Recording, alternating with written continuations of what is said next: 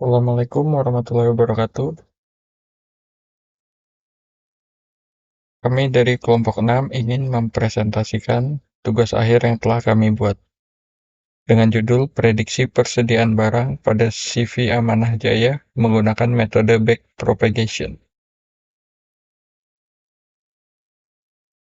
Dari kelompok 6 ada saya sendiri, Danang Ardianto, dengan NPM 2019-435-01056,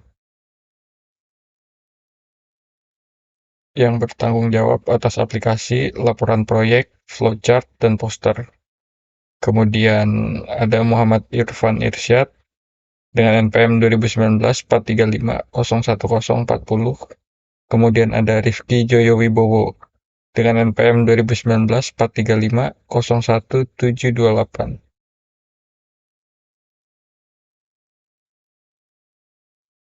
Ini poster yang sudah kami buat. Manajemen pengadaan barang. Beberapa tips memanajemen persediaan yang efektif dan pengendalian yang baik dalam pengadaan barang. Yang pertama, perencanaan dan pengelolaan stok. Kemudian dilanjut dengan diskon dan promosi. Ketiga, evaluasi permintaan dan penjualan. Keempat, analisis tren pasar. Selanjutnya, penjelasan. Dalam era modern, pengertian kebutuhan barang masih didasarkan pada dasar-dasar yang sama dengan pengertian kebutuhan barang secara umum. Kebutuhan barang mengacu pada barang atau produk yang dibutuhkan oleh individu atau masyarakat untuk memenuhi kebutuhan fisik, psikologis, atau sosial mereka. Namun, dalam era modern terdapat beberapa perubahan dan penyesuaian dalam pengertian kebutuhan barang yang mencerminkan perkembangan teknologi, perubahan gaya hidup, dan preferensi konsumen.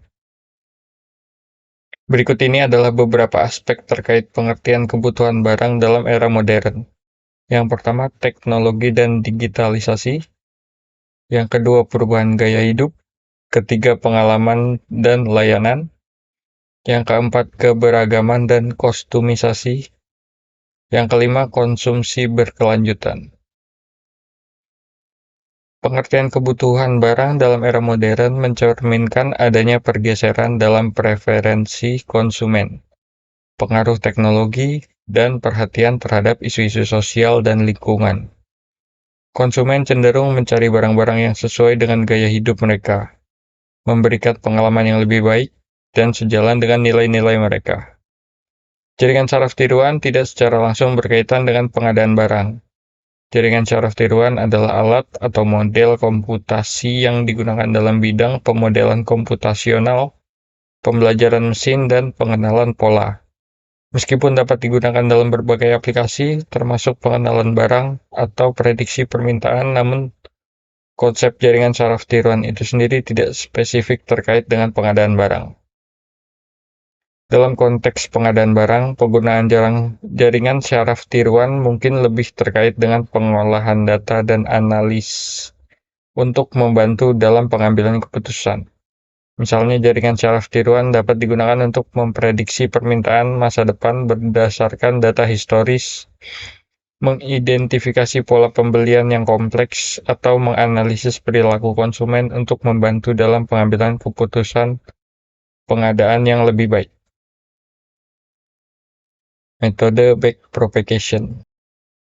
Algoritma backpropagation dikembangkan oleh Rumelhart, Hinton, dan Williams sekitar tahun 1986. Algoritma ini digunakan untuk melatih jaringan syaraf secara efektif melalui metode yang disebut aturan rantai atau chain rules. Secara sederhana, setelah setiap forward pass melalui jaringan, backpropagation melakukan backpass sambil menyesuaikan parameter model, bobot, dan bias.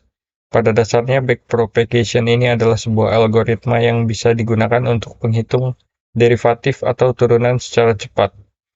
Tujuan dilakukannya penurunan gradien, yaitu untuk menemukan bobot optimal dalam jaringan saraf tiruan. Metode backpropagation atau perambatan balik merupakan salah satu jenis jaringan syaraf tiruan yang sering digunakan dalam menyelesaikan masalah peramalan. Hal ini dimungkinkan karena metode backpropagation merupakan salah satu jenis metode pelatihan JST dengan supervisi. Pada jaringan diberikan sepasang pola yang terdiri atas pola masukan dan pola yang diinginkan. Ketika suatu pola diberikan kepada jaringan, bobot-bobot diubah untuk memperkecil perbedaan pola keluaran dan pola yang diinginkan. Latihan ini dilakukan berulang-ulang sehingga semua pola yang dikeluarkan jaringan dapat memenuhi pola yang diinginkan. Arsitektur jaringan ini terdiri dari input layer, hidden layer, dan output layer. Arsitektur backpropagation dapat dilihat pada gambar. Ini gambar arsitektur jaringan backpropagation dengan satu hidden layer. Ya, di sini cara menghitung langkah-langkahnya.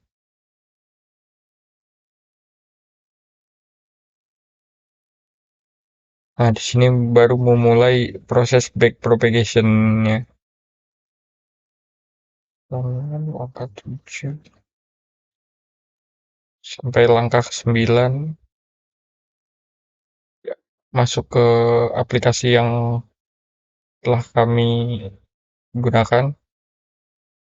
Di sini ada flowchart mulai, baca data, pelatihan data, pengujian data, baru mengeluarkan grafik data, selesai.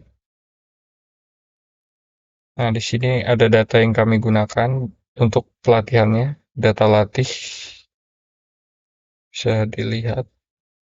Kemudian kita setelah melakukan pelatihan, kita melakukan pengujian data.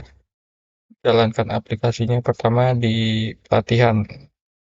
Kita running.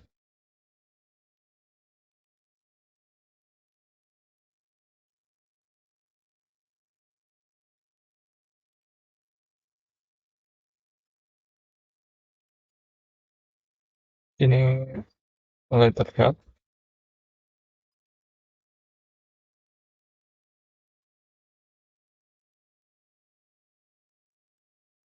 Ini terlihat grafik performance dari pelatihan.